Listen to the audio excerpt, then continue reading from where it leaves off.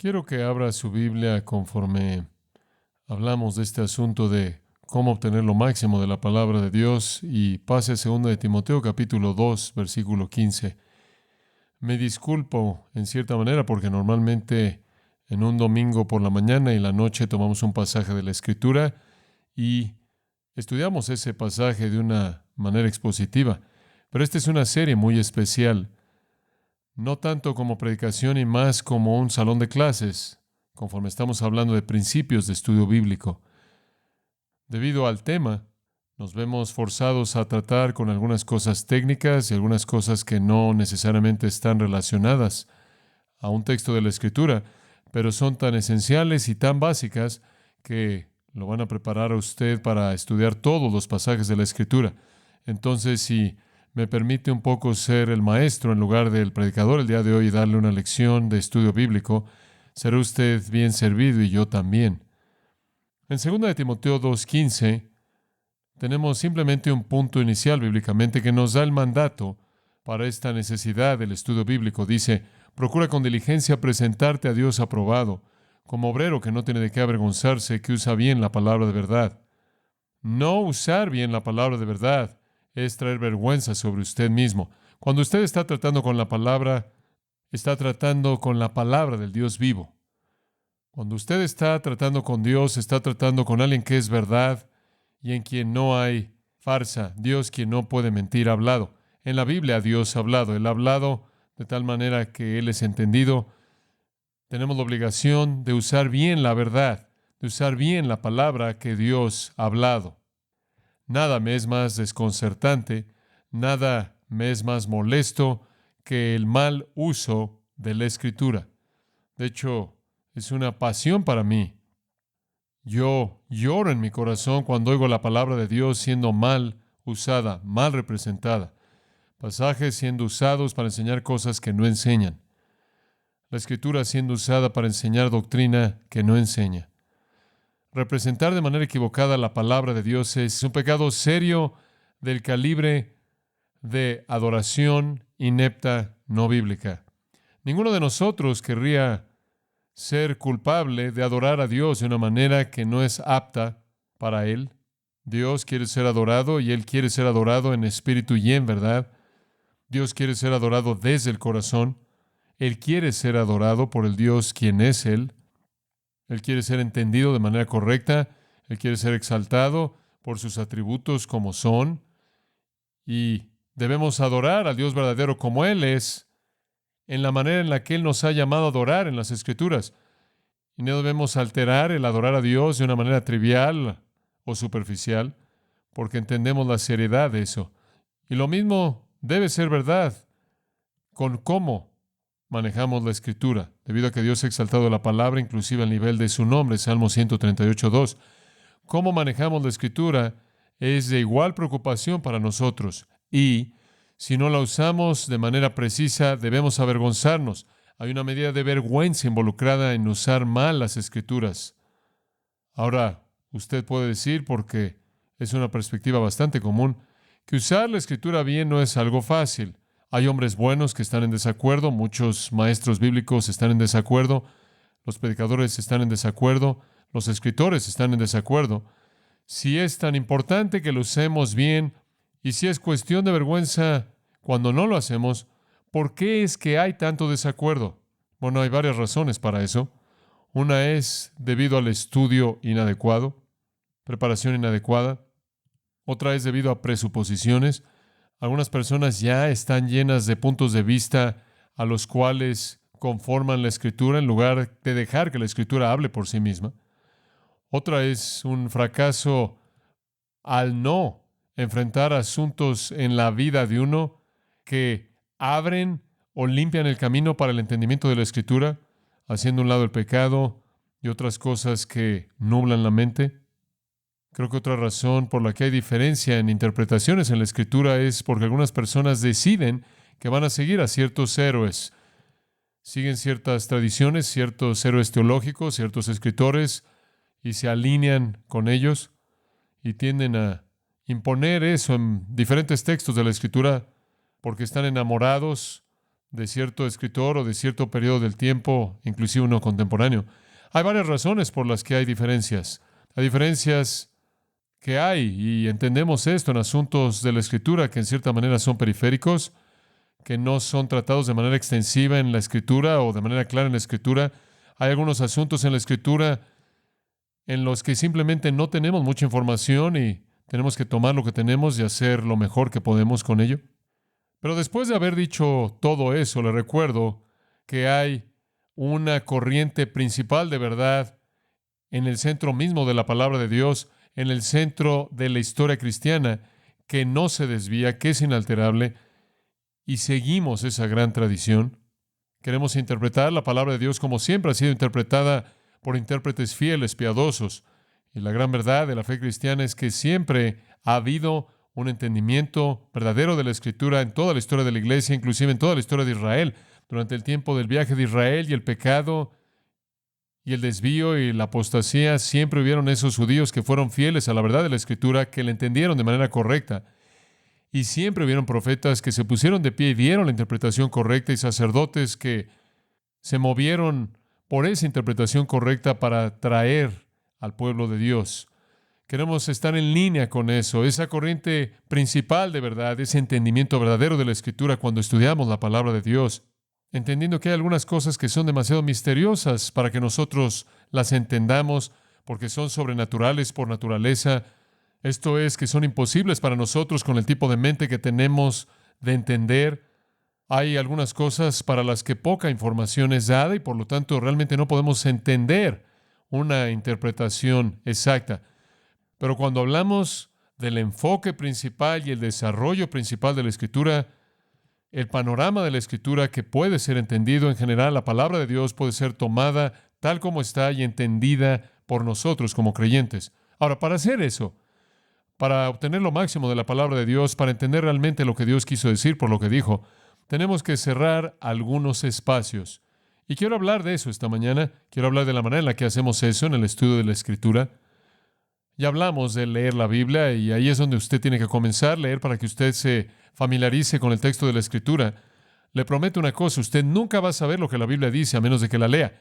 Y cuando usted la lee de manera repetitiva, como hablamos de un plan de lectura repetitivo, usted comienza a plantar la palabra en su corazón. Comenzará en cierta manera a explicarse a sí misma porque usted comienza al saber lo que dice. Pero hay algunos espacios en el entendimiento de lo que significa por lo que dice que tienen que ser cerrados. Una vez que usted ha leído la palabra de Dios y la ha colocado en su corazón, y usted la está leyendo y memorizándola y haciéndola propia, se va a volver viva para usted en muchas maneras, pero todavía hay algunos vacíos que tienen que ser cerrados y los vacíos están relacionados con un documento antiguo.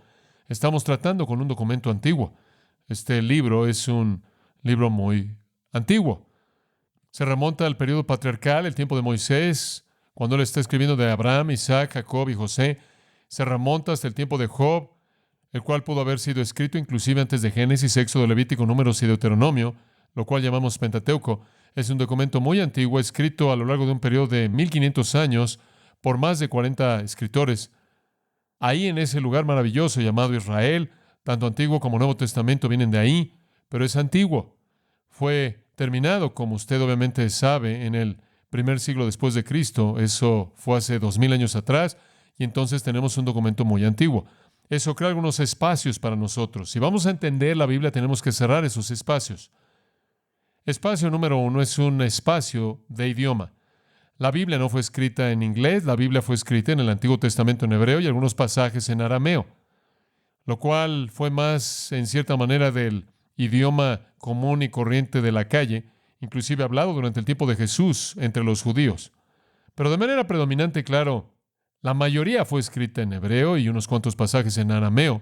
El Nuevo Testamento escrito en griego, el cual fue el idioma del Imperio Romano, el cual se había extendido a sí mismo a lo largo y a lo ancho del Medio Oriente y en la tierra de Israel en ese entonces. Entonces tenemos un problema aquí, no solo porque el Antiguo Testamento fue escrito en hebreo, sino que fue escrito en un tipo de hebreo que no es hablado en la actualidad. Eso ha cambiado como cambia el idioma. Y el Nuevo Testamento escrito en el idioma griego es diferente del griego en la actualidad. Inclusive es llamado griego koiné, lo cual significa griego común y corriente. Y era diferente que el tipo de griego no común o literario sofisticado, inclusive en el tiempo en el que fue escrito. Y ambos son diferentes del griego en la actualidad. Entonces tenemos que cerrar este espacio del idioma. Eso es muy importante porque tenemos que entender cómo hablaba la gente y cómo escribían si vamos a entender lo que quisieron decir. Esa es la razón por la que cuando los jóvenes van al seminario les enseñamos griego y hebreo. Ahora sabemos que ir al seminario durante 3 o 4 años, o en el caso de algunos 8 o 9 años, simplemente depende. Pasar por todo ese tiempo y aprender griego y hebreo no necesariamente lo va a hacer usted simplemente en ese curso, en esa clase breve. La fuente primordial del significado o la importancia del idioma. Pero es muy importante entender el idioma griego y hebreo porque hay varias cosas que son ayudadas cuando usted hace eso. Usted puede, por ejemplo, usar todas las herramientas de estudio en hebreo. Usted puede usar léxicos y diccionarios y todo eso. Y usted también puede leer ciertos comentarios que se refieren a las palabras hebreas y usted sabe de lo que están hablando. Y también sabe, si usted conoce griego y hebreo, que cuando alguien se refiere al griego o el hebreo, usted en cierta manera puede revisar lo que están diciendo y saber si tienen razón. Si usted no conoce esos idiomas, en cierta manera usted depende del escritor que usted escoge creer porque usted realmente no lo puede verificar. Entonces, conocer el idioma es muy importante. Alguien tiene que conocer el idioma. Si usted como estudiante de la Biblia no lo conoce, usted tiene que tener a alguien que lo conozca para que lo informe de eso. Ahí es en donde los comentarios entran para ayudarle y los materiales de estudio y el diccionario de Vine de palabras del Nuevo Testamento y el diccionario del Antiguo Testamento y ese tipo de cosas que le ayudan a usted a entender lo que las palabras significan. Vine menciona porque comienza con inglés y después regresa al griego y de regreso al hebreo. Entonces, alguien que no conoce griego o hebreo lo puede usar. Pero usted tiene que llegar a las palabras para saber lo que significan, porque ese es el corazón y el alma de la comunicación. Un segundo espacio que tiene que ser cerrado es el espacio de la cultura. Eso trata no con las palabras, sino con las costumbres. Las palabras están conectadas a la costumbre. Las palabras usan frases. Nuestras palabras usan frases. Cuando yo escucho las frases de la actualidad, ni siquiera sé de qué están hablando los jóvenes. Oigo conversaciones y no tengo ni idea de lo que están hablando, porque el idioma continúa acumulando frases. Y estamos familiarizados con ciertas frases. Usted sabe, le decimos a la gente cuando la vemos, ¿cómo estás? No sé. Esto es una afirmación tan torpe si usted simplemente la toma por lo que es. ¿Cómo estás? Bueno, ¿cómo estoy? Bueno, estoy debido a que mi madre fue y mi padre fue y después yo fui. ¿Qué quieres decir con que ¿cómo estás? ¿Qué significa eso? Si usted le dice a alguien, ¿estás bien? Ellos podrían responder a eso sí o no. Si usted le dijera a alguien, ¿estás contento? Ellos podrán responder a eso. Pero ¿cómo estás? Me parece que es una frase que alguien debió haber pensado en algún punto, significó algo, lo cual en cierta manera está perdido para nosotros. Otra frase que usamos es, hola. ¿Qué significa eso? Hola. No sé lo que eso significa, pero esa es una frase. Desarrollamos eso en el idioma. Bueno, conforme usted trata con el idioma antiguo, usted está tratando con un idioma que usa frases. Usted está tratando con expresiones que reflejan la cultura. Y conocer la cultura es absolutamente crucial. Usted ni siquiera puede recrear el escenario. Usted no puede recrear el escenario bíblicamente a menos de que conozca la cultura. Eso es muy, muy importante. A menos de que usted conozca el trasfondo.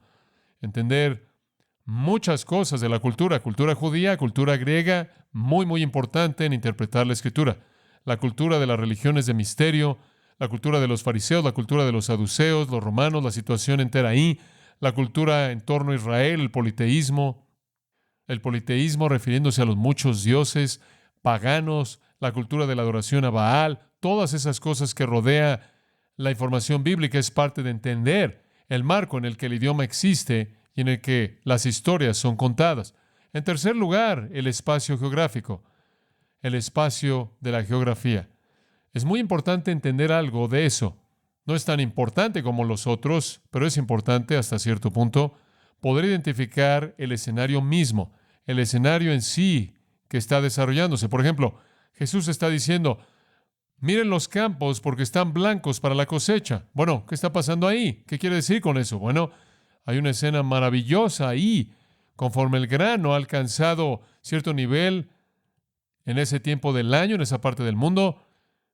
Y ahí por atrás del grano viene la gente de las aldeas, de las ciudades, en su atuendo blanco, y se ven como cabezas blancas en el grano que está creciendo y parecen ser una cosecha. Y Jesús usa eso como una metáfora para la necesidad de cosechar las almas de esas personas. Entonces hay algo de la geografía agricultural, algo del hecho de que los costados de Palestina, de los montes, eran usados para las viñas y los campos eran usados para el grano, y algo acerca de entender lo que significa crecer en Jerusalén y descender a Jericó, y es algo acerca de la geografía que es muy, muy importante. Usted entiende mucho acerca de la cultura de la Biblia. Usted entiende mucho de la geografía de la Biblia. Y después usted va a llegar a entender el cuarto punto, el cual es la historia, la trama misma. Usted tiene que cerrar esos espacios. Ahora hablemos de esos cuatro espacios. El espacio del idioma, eso le da las palabras. El espacio de la cultura le da a usted las costumbres y las frases. El espacio de la geografía crea el escenario en sí en donde se desarrolla algo. Y el espacio de la historia es la trama. ¿Qué está sucediendo históricamente en torno a eso? ¿Cuál es el contexto de la historia? He descubierto a lo largo de los años que pasar una máxima cantidad de tiempo en estos asuntos es crucial para todo el entendimiento eficaz de la Biblia. La gente con frecuencia me pregunta, ¿cuánto tiempo se necesita para preparar un sermón? Bueno, la realidad del asunto es escribir, de hecho, un bosquejo y escribir algunas notas y traerlas aquí arriba y presentárselas. Podría pasar 1 hora haciendo eso, pero podría tomarme 30 horas hacer lo que le acabo de describir a usted, como cerrar esos 4 espacios. Porque una vez que esos espacios están cerrados y usted ahora tiene una escena viva, usted entiende el idioma, usted entiende la cultura, las costumbres que han formado el idioma, usted ha creado la escena y usted tiene la trama, entonces el pasaje en cierta manera cae del árbol. Se vuelve muy aparente lo que significa cuando usted ha reconstruido todo eso, y francamente eso es lo divertido. Esa es la emoción del estudio bíblico para mí, es recrear esa escena en la que el pasaje habla, lo cual lo hace vivo. Ahora hablemos de eso. Hablemos del idioma en primer lugar. Como dije, hay 2 idiomas básicos, hebreo y griego. El hebreo es el idioma más fácil de aprender, aunque en cierta manera usted podría confundirse por el hebreo, porque usted ve las letras en hebreo y parecen más diferentes de las palabras griegas. El hebreo, de hecho, es un idioma más fácil. No es tan complejo, es mucho más concreto, pero usted llega al griego y el griego es muy, muy complejo. De hecho, no hay ni un verbo regular en el idioma griego que sigue la fórmula regular para los casos que varían y todas esas terminaciones que varían y demás. No hay un solo verbo griego en todo el idioma que es regular de manera uniforme, lo cual significa que lo único que está haciendo es memorizarse partes irregulares. Y todo verbo tiene muchas formas. Cada vez que usted cambia algo de la gramática en la oración, la forma del verbo cambia. Ahora no tenemos eso en inglés. Decimos un verbo y es un verbo. Corrí es corrí. O podemos decir, estaba corriendo. Hay unas cuantas formas, pero el idioma griego cambiaremos la palabra corrí en 15 diferentes formas dependiendo en cómo fue usada en la estructura de la oración. Entonces es una cantidad tremenda de memorización. La gente que toma griego memoriza y memoriza y memoriza y memoriza para que usted tenga toda esa información en su mente, para que usted pueda leer. Y eventualmente, conforme usted hace eso por una buena cantidad de tiempo, en cierta manera se vuelve familiar para usted. Pero eso lo lleva usted a las palabras. Ahora, permítame decirle algo muy básico que debe entender. Cuando Dios escribió la palabra, Él colocó su mensaje en palabras. El mensaje está en las palabras. Deben ser entendidas. Y debe ser entendido que las palabras originales fueron en hebreo y griego. Y entre mejor entendimiento tengamos del significado de esas palabras originales, mejor entenderemos el pasaje. En la mayoría de los casos, usted puede estar feliz en saber que los traductores de la Escritura han traducido de manera correcta esas palabras. La Escritura en el idioma inglés ha sido analizada y analizada y analizada y analizada durante siglos realmente, y refinado de tal manera que lo que tenemos es una representación exacta, correcta del griego y del hebreo, pero sin los matices ricos que pueden ser entendidos mediante un estudio cuidadoso del idioma. Y entonces lo que yo hago al estudiar la Escritura es estudiar eso. Usted trata con análisis gramatical. Usted trata con desinencias. Eso significa la forma de la palabra. ¿En qué caso está? ¿En qué género está? ¿Es singular? ¿Es plural? ¿Es auristo? ¿Es imperfecto? ¿Es perfecto? Todas esas cosas. Tenemos un problema en la actualidad, ¿sabía usted? Al tratar con gente que les enseña un idioma porque no conocen las partes principales del inglés. En el Master Seminary, por ejemplo, únicamente recibimos alumnos brillantes, únicamente alumnos que pueden llevar a cabo un nivel de posgrado muy, muy difícil. Tienen que hacer un verdadero sacrificio académicamente para hacer un buen trabajo en el seminario. Se necesita a los hombres que son los mejores y los más inteligentes. Uno de 4 jóvenes que solicitan ingreso al Master Seminary puede aprobar el examen básico en inglés y todos salen de trasfondos universitarios. No conocen su propio idioma. Saben cómo hablarlo, pero no entienden cómo su idioma es construido. No entienden cómo está integrado. Entonces, cuando usted trata de enseñarles otro idioma, no saben cómo aprender un idioma, a menos de que les dé una cinta de Berlitz, usted sabe, y les diga, aprende hebreo al aprender estas pequeñas frases. Usted no puede hacer eso. Entonces es muy desafiante. Usted tiene que aprender la forma de las palabras y ese es un gran desafío. Yo me acuerdo como un alumno de primer año en la universidad. Yo estaba determinado que iba a conocer el Nuevo Testamento. Entonces, como un alumno de primer año en la universidad, tomé 5 unidades de griego. Tomaba griego diariamente, 5 días a la semana, todo un año. Mi primer año. Eso es mucho griego para un niño de 18 años. Eso es mucha memorización, mucho estudio. Y tomé griego a lo largo de mis 4 años de universidad, con cierta especialización en griego, y después fui al seminario y tomé griego durante 3 años más. Entonces seguí tomando griego y griego y griego, y cuando llegué al final, todavía no creo que había memorizado todo lo que había por memorizar. Muy complicado. Pero tenemos herramientas tremendas en la actualidad para ayudarnos a llegar a esos asuntos, para ayudarnos a entender las palabras y las formas de las palabras. Después está la lexicografía, además de lo que llamamos desinencia, la cual es la forma de las palabras, y la lexicografía es el significado de las palabras. Ahora usted va a hablar de lo que estas palabras significan. Eso lo lleva usted a todo el trasfondo de las palabras, muy rico. Después la sintaxis, S-I-N-T-A-X-I-S, la cual es la relación de las palabras, y usted está entrando a entender cómo las palabras se relacionan entre sí. Eso es muy importante. Ese es un espacio que tiene que ser cerrado. Para darle una pequeña ilustración de cómo hago esto, y he estado haciendo esto ahora desde que he estado predicando y enseñando la palabra de Dios. Esto es algo normal para mí. Esto en cierta manera es mi oficio. Comienzo con un cuaderno de notas tamaño carta y entro al pasaje y estudio la parte del idioma original del pasaje en el idioma original del que voy a predicar. Y simplemente trabajo a lo largo de eso hasta que entiendo las palabras, entiendo el significado de las palabras, las formas de las palabras. Usted sabe si tengo que analizarlas para saber en qué caso está o lo que sea el caso de sustantivos, nombres y adjetivos. Y después hay notas por todos lados. Esas notas no son para el público. Ocasionalmente salen por aquí y por allá, pero yo simplemente tacho todo. Y después entro al significado de esas palabras y consulto el significado de las palabras y consulto diferentes materiales para entender los matices del significado, y después trabajo en los antecedentes y relaciones y comienzo a conectar esas palabras con el pasaje mismo. Y después tengo un entendimiento entero de lo que el pasaje básicamente está diciendo. Las palabras en sí ahora me son claras. Muy importante. Tratar de entender en el original cuál es el entendimiento más rico que puedo tener de ese pasaje. Eso es trabajar con el idioma. Y ese es el primer proceso que realizo.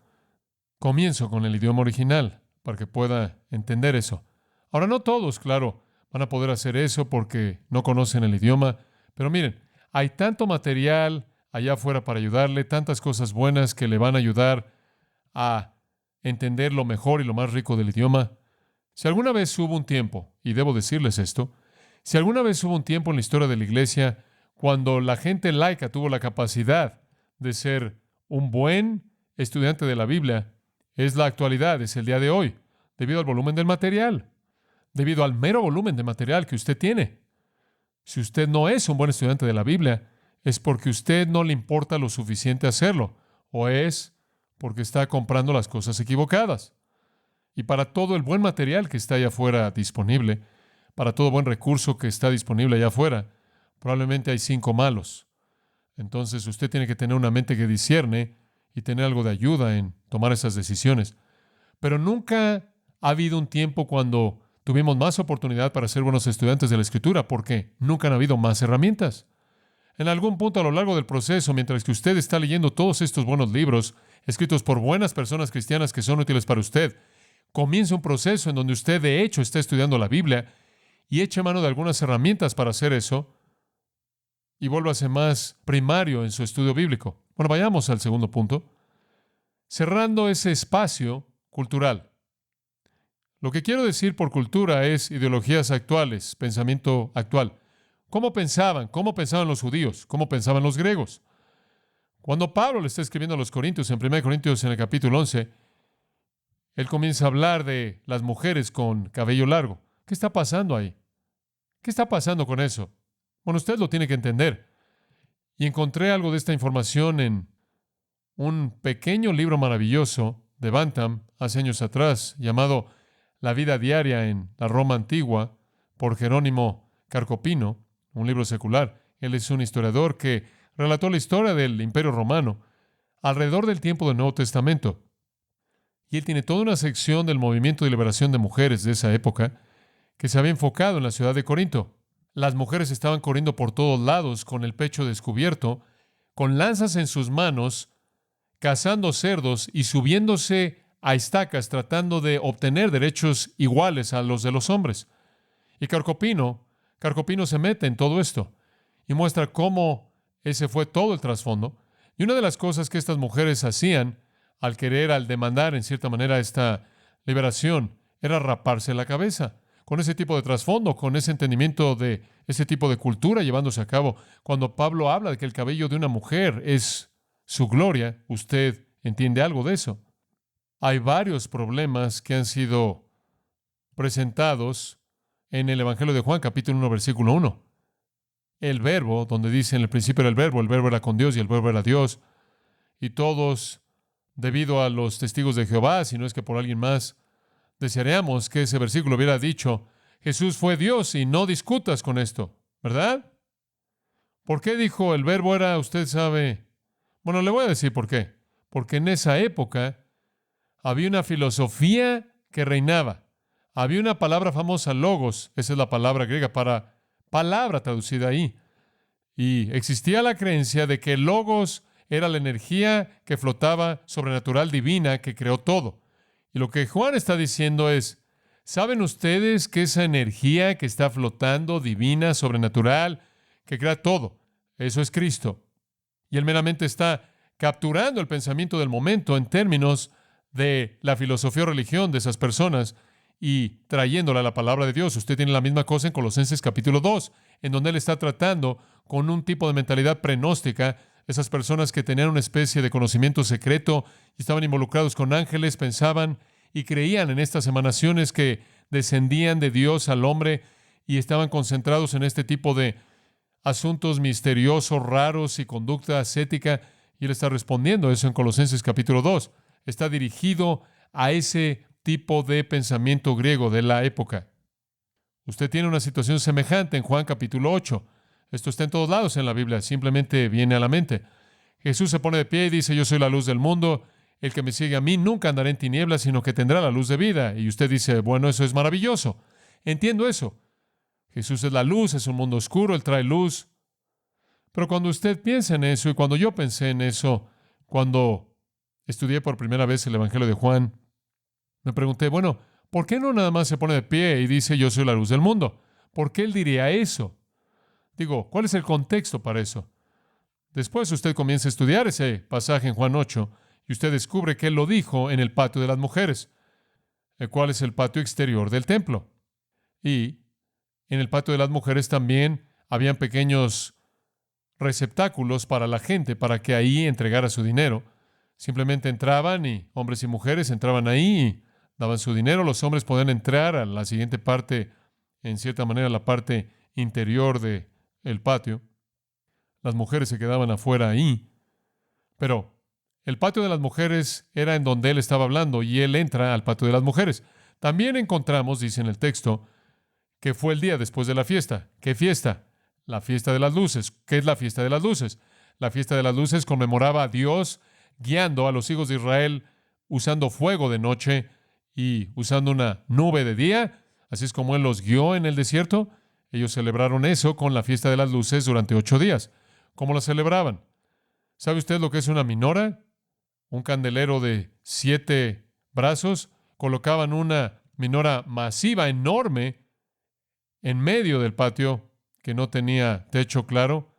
Usted sabe, había entonces una minora de velas múltiples emanando luz ahí de la parte de arriba como un diamante a la mitad de la ciudad de Jerusalén. 8 días estaba encendida esa cosa. 8 días esa minora ardía para celebrar la provisión de Dios de luz en el desierto. El día después de que se apagaba, Jesús entra al patio de las mujeres en donde la minora estaba, pero la minora está apagada. Y él dice, yo soy la luz del mundo, yo no me apago.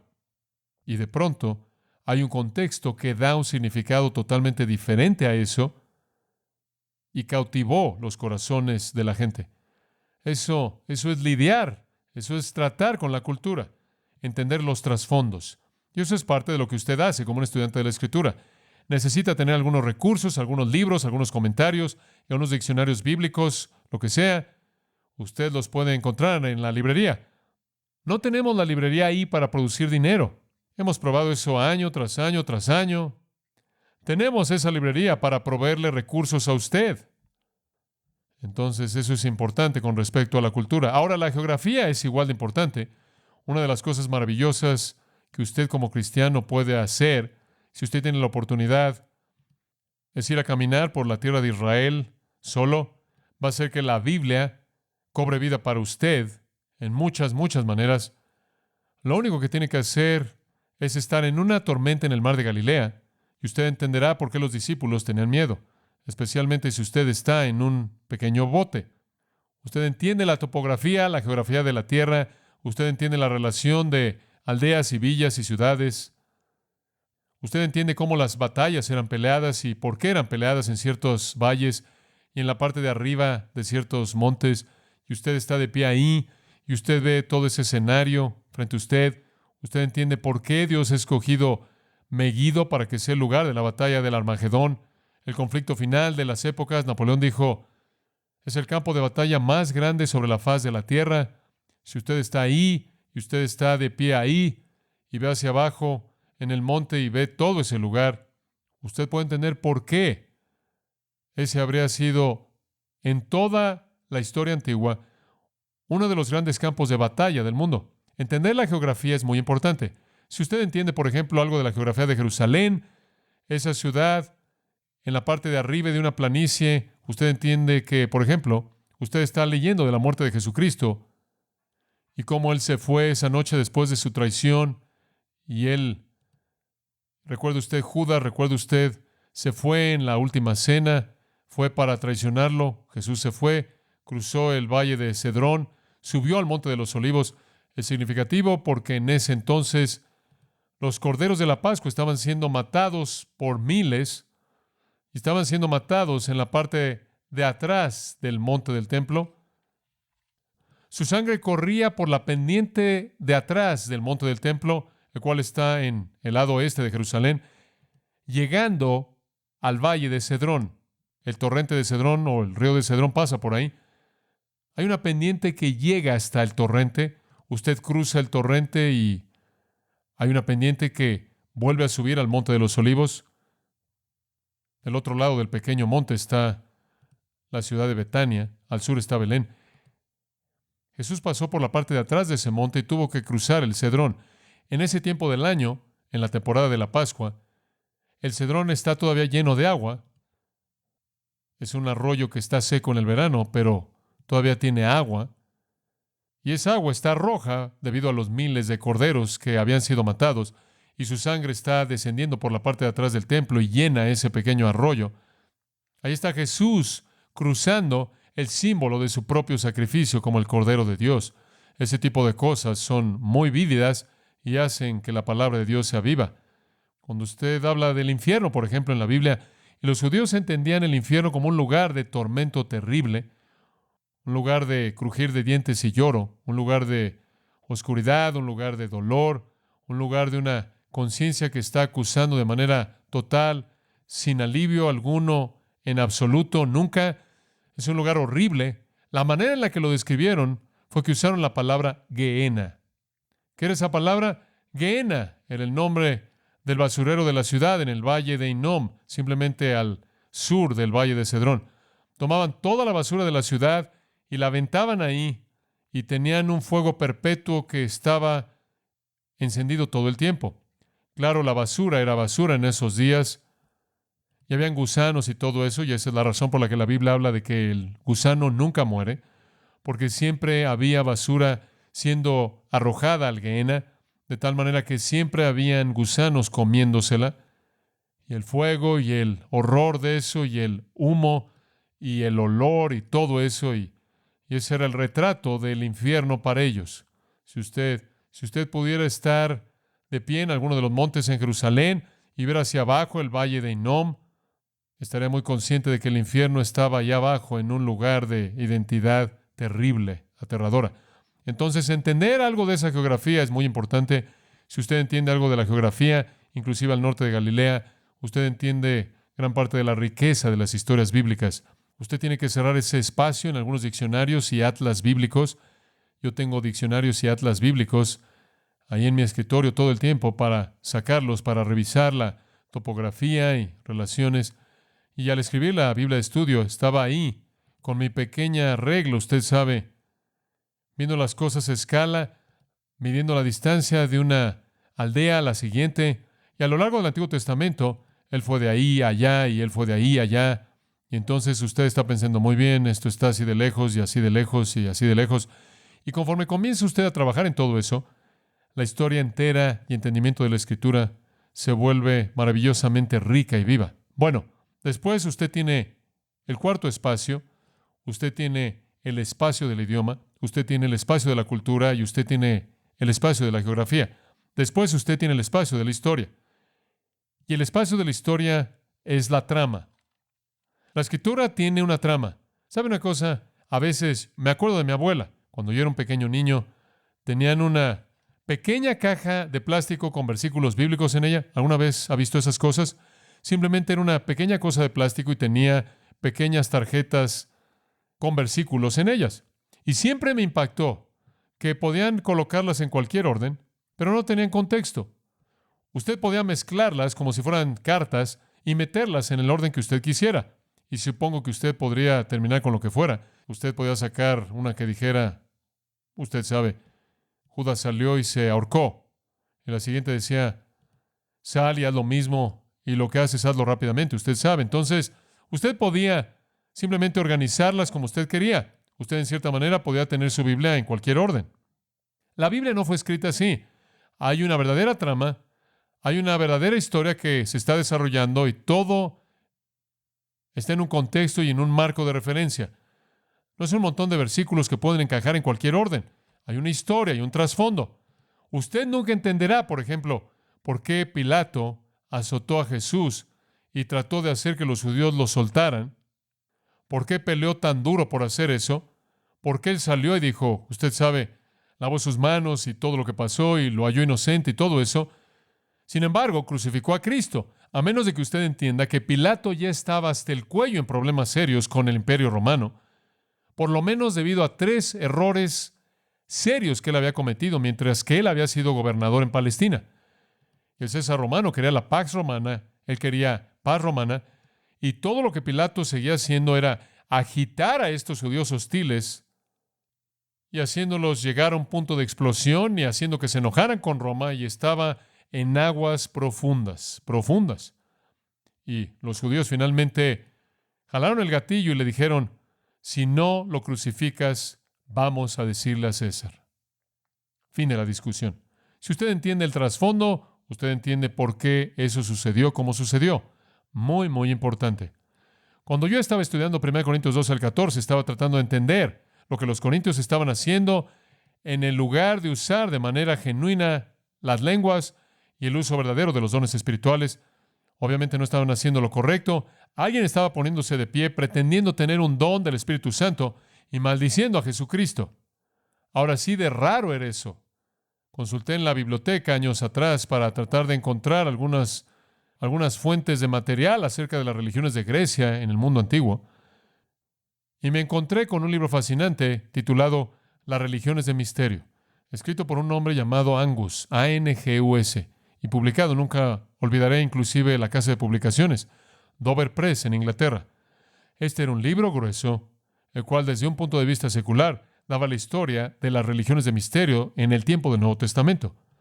Y me encontré con un entendimiento de dos palabras en el idioma griego: entusiasmos y extasia, las cuales son entusiasmo y éxtasis, transliteradas en inglés. Y esas eran palabras que definen la naturaleza de la adoración en las religiones de misterio. Trataban de llevar a la gente a la extasia y al entusiasmos. Ambos, en cierta manera, eran estados alterados de conciencia en las que usted caía y hacía cosas raras y anormales, y esto en cierta manera era una manera mística en la que usted se conectaba con las deidades. ¿Y sabe quién en nuestra cultura reciente adoptó eso? Fue Timothy Leary, y se lo vendió a toda una generación de jóvenes universitarios. Les dijo que si realmente querían estar cerca de Dios necesitaban fumar marihuana. Eso no es nada más que esa misma cosa revisitada. Entonces, supuestamente debía haber una experiencia religiosa. ¿Se acuerda cuando todos comenzaron a pasar de la marihuana y sentándose, cruzando las piernas con algún gurú y fumando más marihuana y pensando que simplemente iban a tener comunión con la deidad en este proceso? Bueno, esos eran asuntos de la religión de misterio griega simplemente revisitadas. Y comencé a leer acerca de cómo se expresaban a sí mismos. Y comencé a familiarizarme con eso. Y fui a leer 1 Corintios 12, 13 y 14. Y fue exactamente con la misma claridad que eso era lo que estaba pasando ahí.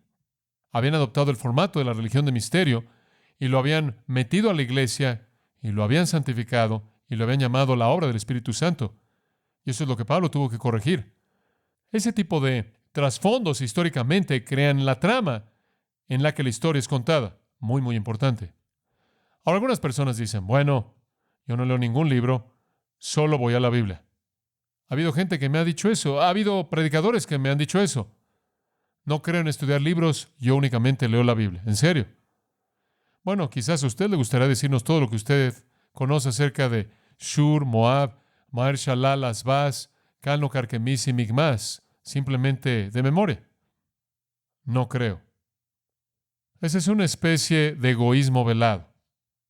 Necesitamos estar agradecidos con el Señor porque Él ha provisto el material para que nosotros cerremos ese espacio, ¿verdad?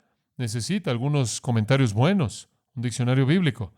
Deberá tener un diccionario bíblico y un buen comentario para que usted tenga un modelo para la interpretación, para que usted tenga algo para tratar con pasajes difíciles. Nos esforzamos por hacer eso a lo largo de toda la Biblia de estudio. De hecho, esa es la razón por la que es tan gruesa, porque tratamos con todo pasaje difícil. Queremos ayudarle a usted en todo eso. Ahora, esos son los espacios que deben ser cerrados. Ahora, conforme cierro, y no tengo mucho tiempo para decir esto, así que espere. 5 principios. Uso 5 principios para cerrar estos espacios. 5 principios con los que trabajo. Y esto, en cierta manera, es ver por encima de mi hombro un poco lo que hago al estudiar. Número 1 es el principio literal. Principio literal. Cuando usted interpreta la Escritura, usted la interpreta de manera literal. ¿Qué significa eso? Eso significa que usted entiende la Escritura en el sentido normal, natural. Usted entiende la Escritura en el sentido normal, natural. En otras palabras, el significado acostumbrado de las palabras es lo que usted acepta. No hay significado secreto, no hay significado escondido, no hay significado detrás del significado. Dice usted, bueno, ¿qué hay acerca del idioma figurado? Bueno, el idioma figurado es idioma figurado. Y eso es acostumbrado y normal. Si yo digo que él es tan fuerte como un buey, no quiero decir que él es un buey. Eso es claro. Si yo digo es tan alto como un árbol, no quiero decir que él es un árbol y él tiene ramas y hojas. Usted entiende eso. Eso es idioma normal. Las figuras de dicción son parte del idioma normal. Hay varias metáforas, símiles, todas esas cosas son parte del idioma normal. Entonces, usted tiene el lenguaje figurado en la Biblia. Eso es parte del idioma normal. ¿Qué acerca de simbolismo? ¿Usted tiene símbolos en la Biblia? Tenemos símbolos en nuestro idioma. Hablamos en símbolos todo el tiempo. Sustituimos algo por algo más para incorporar significado en ello.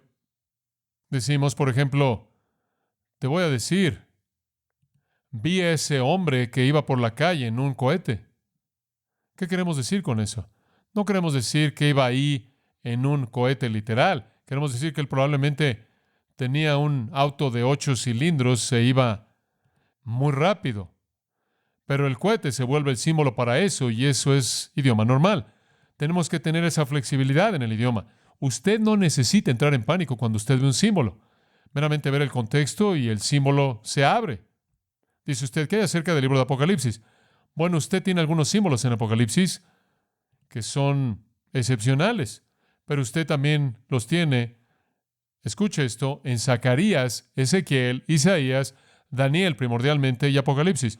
Y se da usted cuenta de que todos esos son libros que se concentran en ¿qué? Profecía. Entonces, cuando hablamos de profecía que predice que está aún por ser cumplida en el futuro, usted va a encontrar muchos símbolos porque no hay una equivalencia histórica. Esas cosas se van a desarrollar, se van a cumplir en el futuro. Dios nos habla de ellas en idioma simbólico. Sabemos que es simbólico. Sabemos que eso es simbólico. Cuando leemos del cielo, decimos que en el cielo, enfrente del trono del cielo, hay un mar de vidrio, de cristal. Bueno, un mar es un mar y el cristal es cristal. ¿Qué es eso en sí? ¿Es un mar o es cristal? No sé. En cierta manera, eso es figurado, algo de eso es simbólico. Tendremos que esperar y ver, porque no tenemos una experiencia en sí con eso.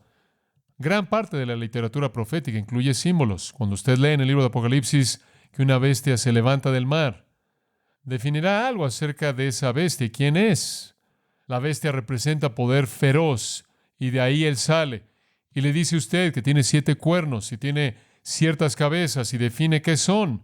Y la Escritura desarrolla eso en el contexto. La médula es que Dios habló con claridad. Y entonces usted lo acepta literalmente. Una vez que usted ha dicho no voy a aceptar la interpretación literal de la Escritura, usted está perdido sin esperanza. Ahora, el significado acostumbrado de las palabras es exactamente lo que Dios quiso. Cuando Dios nos dio el libro, Él lo hizo claro. Él dijo, quiero que me oigan a mí hablar, ¿verdad? Él no nos dio un misterio, Él lo abrió, lo desarrolló. Los rabinos se enredaron en significado misterioso, tomaron la palabra Abraham, el nombre de Abraham tiene 3 consonantes, la B, la R, la M, y en el hebreo son las consonantes, las otras son vocales. Y entonces en el idioma hebreo, letras en el alfabeto tienen equivalencia numérica. Entonces los rabinos dijeron que el nombre secreto de Abraham es que si usted suma la B y la R y la M, usted termina con un total de 318. Entonces el significado secreto de Abraham es que él tuvo 318 siervos. Usted no puede encontrar eso en el contexto de nada. Eso es simplemente fantasía pura. Eso es llamado interpretación cabalista. Por cierto, un enfoque muy popular en el pasado y un enfoque popular inclusive en la actualidad. Will Varner escribió un artículo excelente en la publicación del Master Seminary hablando de esa estrategia o de ese enfoque cabalista en donde usted tiene todos estos significados secretos raros. Escuche, un hombre que está vagando, aunque sea un necio, no necesita errar porque Dios ha hablado y Él ha hablado de manera clara. Y usted toma eso tal como está ahí. Entonces, ahí es donde usted comienza. Comienza usted con un entendimiento del sentido literal de la palabra. En segundo lugar, un principio histórico. Habiendo entendido las palabras, y estoy regresando al ciclo por lo que ya hemos estado diciendo desde un ángulo diferente, Usted ahora desarrolla la historia. Y eso es realmente lo que a mí me encanta. Es regresar a la historia, a los trasfondos y la cultura y la geografía. Y aquí es en donde realmente leo. Leo todo tipo de cosas. Leo libros de trasfondo, leo los comentarios. Probablemente es promedio para mí leer 15 comentarios de todo pasaje, porque quiero aprovechar lo mejor de la investigación de trasfondos en la historia. Y leo diccionarios bíblicos o historias bíblicas o lo que se necesite. Simplemente en general, leer acerca de la cultura judía, usted acumula información acerca de cómo operaban y cómo pensaban, y eso informa gran parte de la Escritura. El punto al que estoy tratando de llegar aquí es, ¿qué significó para la gente a quien le fue hablado o escrito? ¿Qué significó en ese entonces? No qué significa ahora. ¿Qué significó en ese entonces? Porque lo que significó en ese entonces significa ahora. Entonces, ¿cuál fue su escenario? ¿Qué estaba pasando? Esa es la trama, regreso a eso. Con frecuencia he dicho que un texto sin un contexto es un pretexto. Usted no nada más puede sacar un versículo y hacerlo significar lo que usted quiera. Hay una trama y hay una historia que se está desarrollando ahí. Y hay algo que está pasando ahí, a lo cual esto habla de manera directa. Y cuando usted entiende la trama, entonces usted entenderá el significado de lo que fue escrito. Ese es el principio histórico. Crear el trasfondo para la escena dada. En tercer lugar, es el principio gramático. Ahora, este es un ejercicio por el que yo paso. Primer ejercicio, escribo todo acerca del idioma. Me concentro en todas las cosas literales, lo escribo todo y entiendo el texto. Después voy a todos los comentarios, leo todo lo que necesito leer, entender la historia, la escena, el trasfondo. Si necesito entender a fariseos o saduceos, lo busco, o celotes o escenos o lo que pueda ser. Si quiero conocer más del trasfondo de alguien, voy a algún libro que nos dará trasfondos de los individuos de la Escritura. Reconstruyo toda esa escena. Después regreso, y todavía estoy escribiendo por todos lados, y llego al principio gramatical. Ahí es cuando comienzo a ver la estructura misma. Ahora entiendo la escena, entiendo la trama, entiendo lo que dice. Ahora realmente voy a escarbar en profundidad. Veo las proposiciones, los pronombres, los verbos, los nombres, comienzo a analizar el pasaje, comienzo a analizar la estructura del pasaje, lo veo como un todo, palabras, frases, antecedentes, y este es el ejercicio que llamamos estudio bíblico inductivo. Usted conoce el trasfondo, conoce las palabras, ahora, ¿qué dicen? ¿Qué es lo que realmente están diciendo? Y ahí es cuando usted estudia la estructura de las oraciones. ¿Sabe una cosa? Cuando estábamos tomando inglés como niños, solían enseñarnos cómo hacer un diagrama de una oración. ¿Alguna vez le enseñaron a usted a hacer eso? ¿Le enseñaron a hacer diagramas de oraciones? Es muy importante aprender a cómo hacer eso. Es muy útil para que usted aprenda cómo dividir frases y palabras y modificadores. Y le quiero decir, realmente me preocupa la siguiente generación de estudiantes bíblicos si no aprenden a cómo usar su propio idioma. Si solo conocen las palabras de la calle y no entienden los componentes del idioma, ¿cómo pueden dividir el idioma? Creo, usted sabe, que hay muchas razones por las que la gente no usa bien la palabra o la maneja de manera correcta en la actualidad. Una es que no entienden la importancia de eso.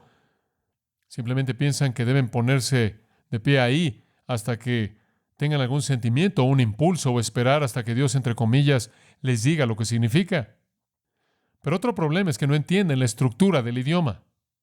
No entienden que el idioma tiene reglas y leyes que están siendo seguidas de manera muy cuidadosa y que usted debe entender esas. Es muy importante. Entonces usted divide las frases, divide palabras, divide modificadores para entender cómo es que estas cosas se relacionan entre sí. Muy, muy importante si usted va a usar bien la verdad. Y al hacer esto, usted realmente está llegando al corazón y el alma de ese pasaje. Ahora, permítame sugerirle algunas cosas prácticas para que sepa cómo hacer esto. Simplemente cosas simples. Solo cosas simples. Usted comienza simplemente a leer ese pasaje, leer y leer y leer y leer, y después encuentra el punto principal. Esta es la primera cosa que usted hace en esta sección de la gramática. Encuentre el punto principal. ¿Cuál es el punto principal? Y le voy a dar una pequeña pista. El punto principal normalmente está conectado o relacionado con el verbo principal. Si usted está tratando con un párrafo de la Escritura, digamos, usted está tratando con un párrafo, 2 o 3 versículos, 3 o 4 versículos, habrá un verbo principal ahí. Le estaba diciendo a la gente en el primer servicio, realmente no entré en pero si usted pasa a Filipenses, simplemente de manera muy breve, capítulo 1. Aquí hay una ilustración perfecta de esto.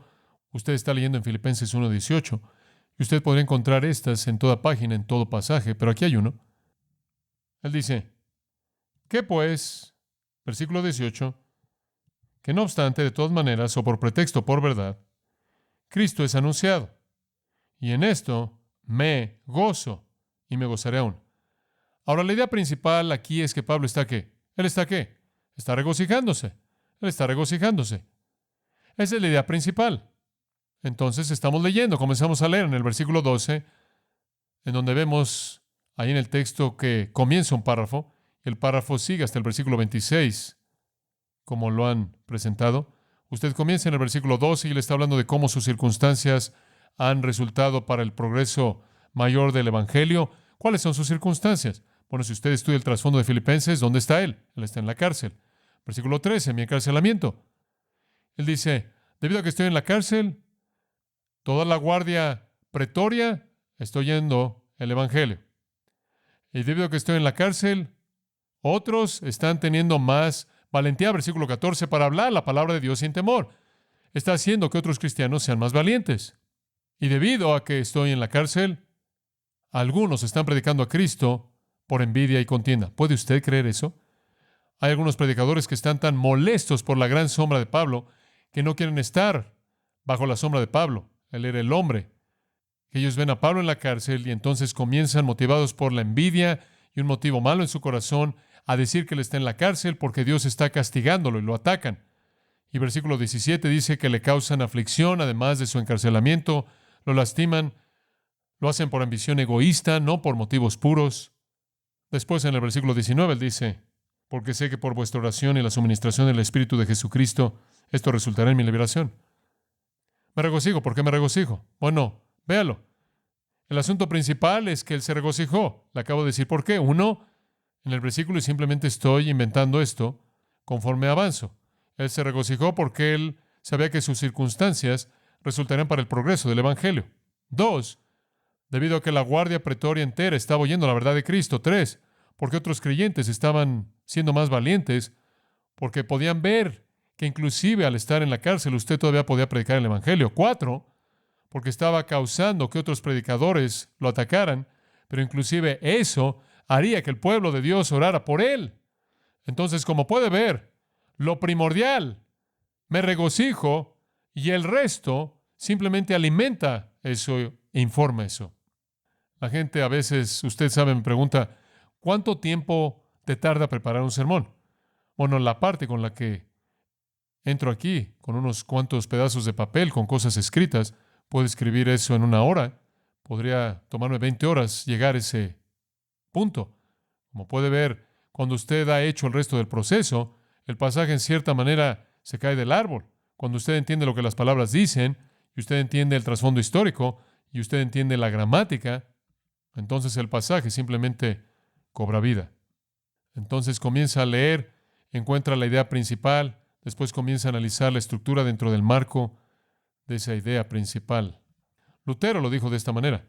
Gran afirmación. Él dijo esto: sacude el árbol entero, después súbete y sacude cada rama grande, después cada rama, después cada vara y después observa debajo de cada hoja.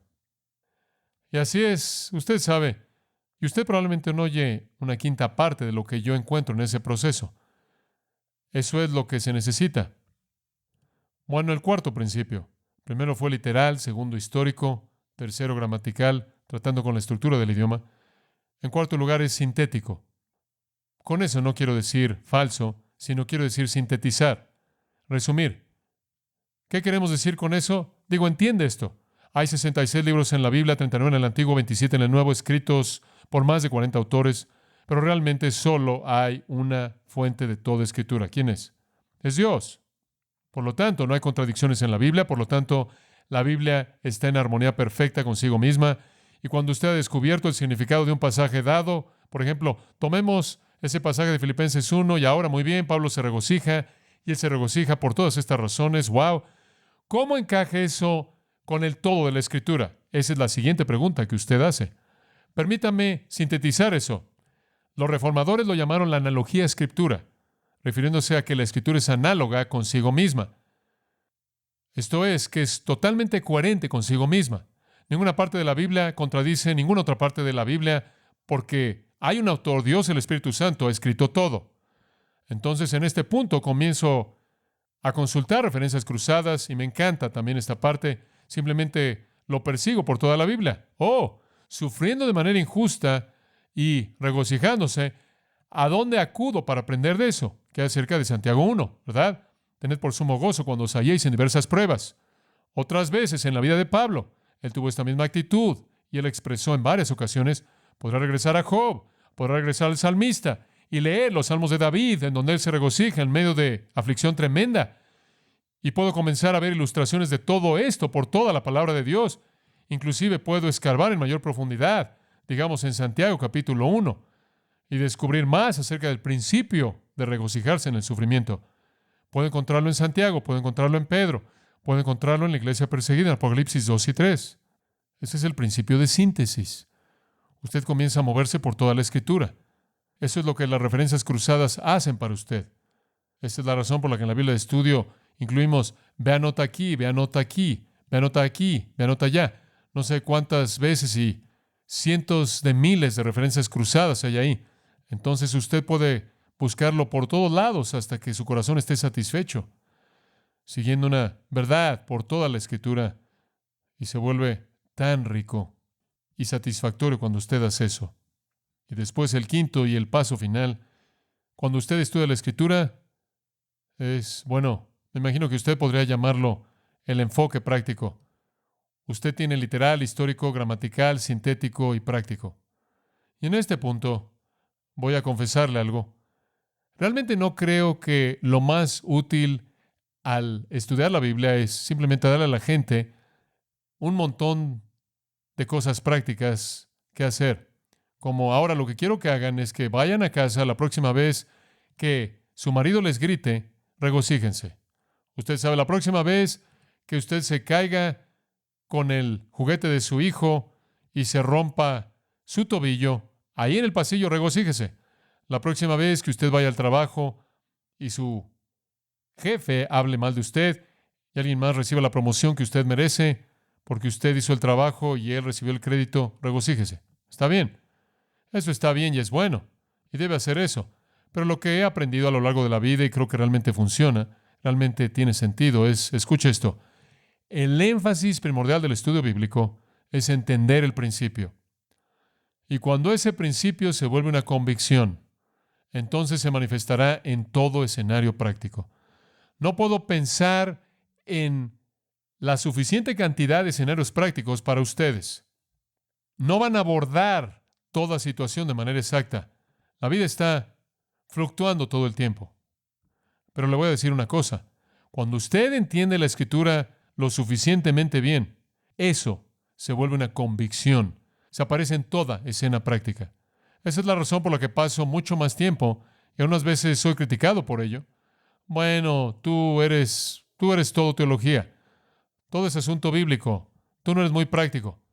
Realmente no estoy muy preocupado por lo práctico porque yo sé que usted va a vivir lo que usted cree y sé que usted vive sus convicciones y usted es controlado por sus convicciones. Usted no es controlado por mis exhortaciones y usted no es controlado por mis escenarios y usted no es controlado por mi pequeño consejo aquí, mi pequeño consejo allá que le dice qué hacer. ¿Sabe una cosa? Cada vez que veo uno de estos seminarios que dicen, ¿sabe una cosa? Lo que necesitan hacer, necesitan ser amables con su esposa si su matrimonio no tiene amor y su matrimonio, usted sabe, esto es lo que tienen que hacer. Y leí un hombre y él dijo, bueno, váyanse de vacaciones, váyase de vacaciones. ¿Quiere saber algo? Si usted no tiene una buena relación con su esposa, una vacación es miserable, porque usted está con ella y no puede escaparse. Este mismo libro decía, compre un osito de peluche Tráigalo a casa, escóndalo en papel aluminio y colóquenlo en la parte de atrás del congelador. Escriba una carta de amor realmente romántica. Pégueselo al osito de peluche, colóquelo en papel aluminio y métalo en la parte de atrás del congelador. En una noche, cuando ella esté sacando la lasaña vieja para darle de comer, por error ella va a ver esto, no va a saber lo que sea, lo va a abrir y ahí va a estar este osito de peluche y esta carta de amor. Y mi reacción fue, si tienes un matrimonio malo, más vale que no hagas eso. Ella te lo va a aventar. Y los ositos de peluche congelados potencialmente son mucho más peligrosos que los que no están congelados. Usted sabe, usted puede pasar mucho tiempo hablando de ese tipo de cosas, pero le voy a decir una cosa. Si usted tiene una convicción en su corazón de que Dios lo ha llamado a usted a amar a la esposa que le ha dado a usted, y esa es una convicción que usted tiene delante de Dios con todo su corazón, eso es lo que importa. Usted puede hacer cosas prácticas y debemos hacer algunas cosas prácticas, y está bien hacer esas sugerencias. Pero para mí, el principio práctico es el principio de la convicción. Es el principio que dice, me aferro a esta verdad, me apropio de esta verdad, creo esta verdad, voy a vivir por esta verdad. Y hombre, ese es un ejercicio personal por el que usted tiene que pasar. Yo sé que cuando yo paso por el estudio de la palabra de Dios, lo último que quiero hacer es cristalizar lo que acabo de aprender y hacerlo parte de mi sistema de creencias y decir, muy bien, en la primera oportunidad que tenga, quiero vivir esto. Quiero vivir esto. Bueno, esas 5 cosas son las que lo llevan al texto. Esos son los ejercicios por los que yo paso al prepararme por entender la Escritura. Cuando acabo con todo eso, siempre puedo pensar en algo que decir, como ustedes bien pueden dar testimonio de eso. Quiero darle tan solo un par de otros elementos clave si usted realmente va a conocer la Escritura. Leerla, muy importante. Le dimos a usted un plan de lectura para que sepa cómo hacer eso. Interpretarla, pasamos por todo eso. Hay un tercero en el que yo lo alentaría a pensar, y eso es meditar en ella. Meditar en ella. En Deuteronomio 6 al 9, Dios dijo, y estas palabras que yo te mando hoy estarán sobre tu corazón, y las repetirás a tus hijos, y hablarás de ellas estando en tu casa, y andando por el camino, y al acostarte, y cuando te levantes. Todo el tiempo es la idea ahí. Estás hablando de ellas todo el tiempo. Están en tu corazón, están en tu boca, y las atarás como una señal en tu mano. En otras palabras, aplicas la palabra de Dios en todo trabajo que realizas, y estarán como frontales entre tus ojos. Esto es, las verdades de la palabra de Dios deben ser el punto focal de todos tus pensamientos, y las escribirás en los postes de tu casa, para que conduzcas todos los asuntos de la vida dentro de tu casa de manera coherente con la palabra de Dios, y las escribirás en los postes de tu casa, para que todo lo que está relacionado contigo, conforme vas y vienes en el mundo, es filtrado mediante un entendimiento y aplicación de la palabra de Dios. En otras palabras, meditas en la Biblia todo el tiempo. Día tras día, hora tras hora, cuando estás sentado, de pie, acostado y caminando por el camino. Es el tema de toda tu conversación con tu familia, con tus hijos. Controla lo que haces en tu hogar y en los asuntos de entrar y salir conforme vives tu vida.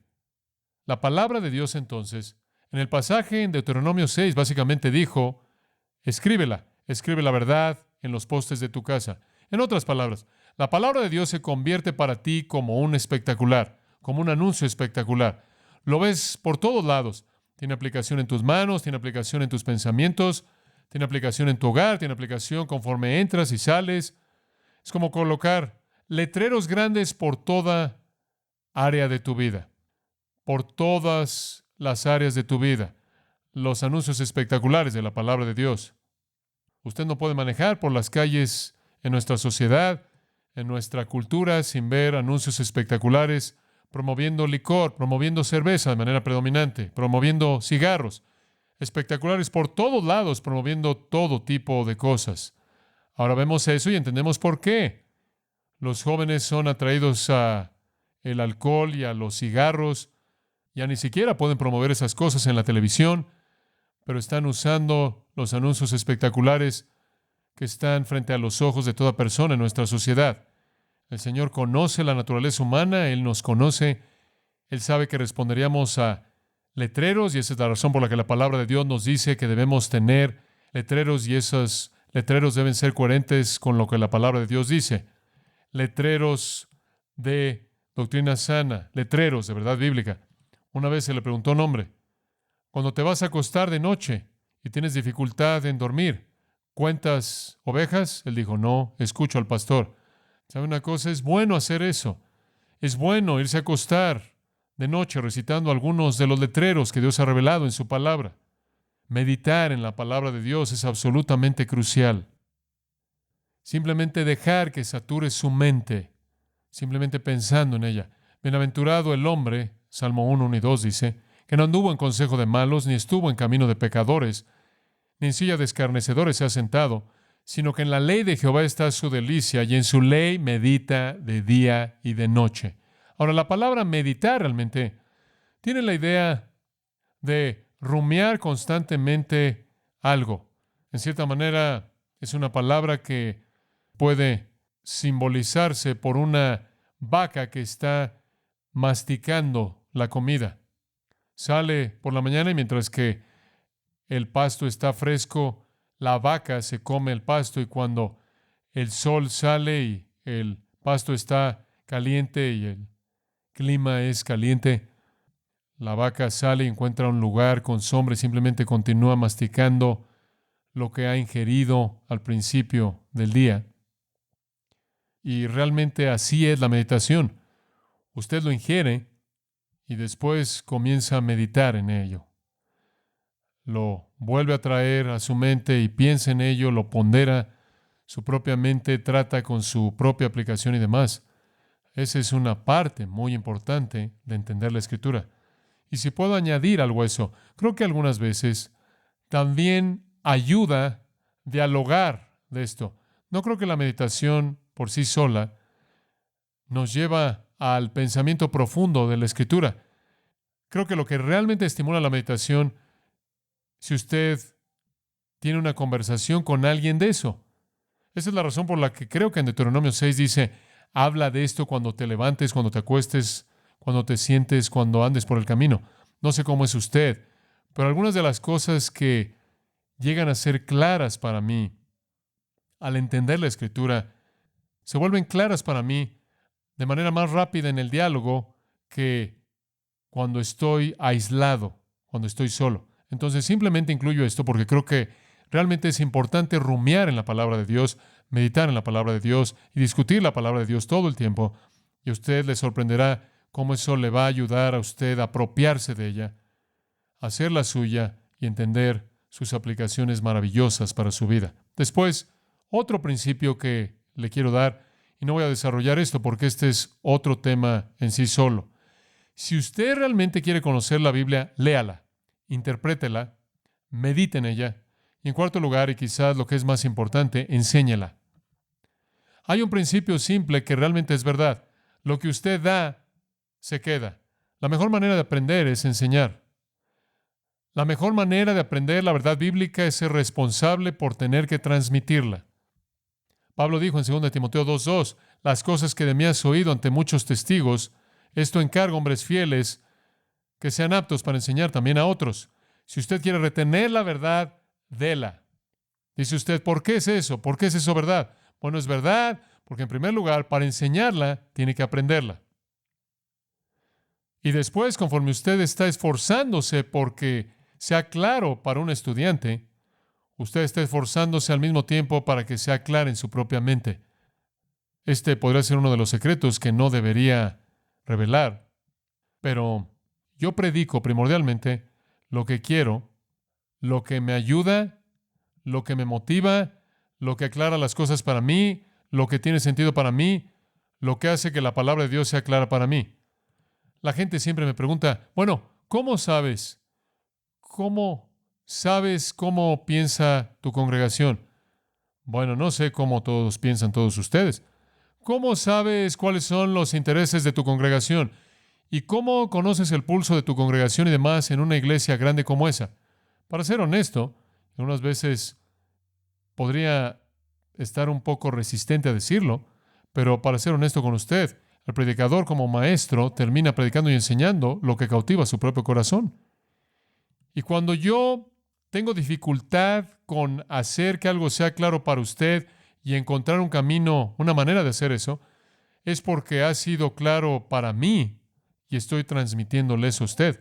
Entonces, cualquier persona que enseña está involucrada en el torbellino de esta lucha con la verdad. Y yo quiero que sea clara. Tengo esta pasión consumidora por entender la Escritura y en cierta manera ustedes reciben el resultado de eso. Antes de que yo pueda enseñarles, yo tengo que aprenderla. Y también me doy cuenta de que cuando tengo dificultades por entenderla, entra en mayor profundidad.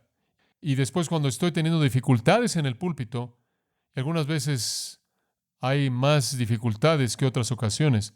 Conforme estoy teniendo dificultad en comunicárselas, también está sellándola en mi propio corazón. Y la repetición es útil también, especialmente si usted tiene que predicar 2 veces el domingo por la mañana. Pero le voy a decir en este momento, la mejor manera de aprender la Biblia es enseñarla. Y quizás usted no sienta que usted puede ponerse de pie enfrente de un grupo de escuela dominical o un grupo de personas y enseñar. Pero seguramente usted puede encontrar a alguien quien necesita de manera desesperada conocer la palabra de Dios y asumir la responsabilidad de enseñárselas. Ahora, habiendo dicho todo eso, podríamos llegar a algunas conclusiones simples. Dios nos ha dado su palabra. Es la fuente de verdad, es la fuente de bendición, es la fuente de victoria, es la fuente de crecimiento, es la fuente de poder, es la fuente de guía, es la fuente de esperanza, es el camino de la justicia, es todo lo que necesitamos. Vivimos por toda palabra que sale de la boca de Dios. Este tesoro inmenso, hemos estado hablando de esto a lo largo de este estudio. Este tesoro inmenso está en nuestras manos, abarca todo si lo abordamos de manera fiel. La Biblia demanda de nosotros que la creamos, que la honremos, que la amemos, que la obedezcamos, que peleemos por ella y contendamos por ella, que la proclamemos y también que la estudiemos. Colosenses 3:16 dice que la palabra de Cristo debe morar en abundancia en nosotros, en abundancia. El apóstol Pablo, al orar por los efesios, oró porque su corazón fuera alumbrado para que conocieran cuál era la esperanza de su llamado y cuáles eran las riquezas de la gloria de su herencia en los santos y cuál era la grandeza que sobrepasaba todo de su poder hacia nosotros los que creemos. ¿En dónde va a aprender usted eso? ¿En dónde va a encontrar usted eso? Es revelado en la palabra de Dios. Él oró porque conociéramos la verdad de Dios, porque entendiéramos la verdad de Dios. A los filipenses, Pablo les dijo, oro porque vuestro amor abunde aún más y más en conocimiento real y todo discernimiento, para que aprueben las cosas que son excelentes, para que sean sinceros o genuinos. Una y otra vez, las Escrituras nos dicen que debemos entender sus verdades. Entonces hemos estado tratando de mostrarle un patrón mediante el cual podemos entender esas verdades y hacerlas nuestras. Supongo que mi oración o mi deseo por ustedes sería el mismo como lo que Pablo expresó en 1 Tesalonicenses 2:13. Por lo cual también nosotros, sin cesar, damos gracias a Dios de que cuando recibisteis la palabra de Dios que oísteis de nosotros, la recibisteis no como palabra de hombres, sino según es en verdad, la palabra de Dios, la cual actúa en vosotros los creyentes. Mi oración por usted es que usted oiga la palabra, usted entienda la palabra y que la palabra lleve a cabo su obra en su vida, conforme usted se compromete con aprenderla. Mateo 4:4 de nuevo. No solo de pan vivirá el hombre, sino de toda palabra que sale de la boca de Dios. Aliméntese de ese pan celestial. Oremos. Padre, ha sido tan maravilloso estar juntos esta mañana y estudiar tu palabra. ¿Y cómo podemos escarbar y desatar las verdades que están ahí? Oro por toda persona aquí que ellos hagan eso, que ellos aprovechen este tesoro increíblemente rico. David dijo, en mi corazón he guardado tus dichos para no pecar contra ti. Y no hay otra manera. Evitamos el pecado cuando la palabra nos controla. Llénanos con las convicciones de tu verdad, para que vivamos para tu gloria en el nombre de Cristo. Amén.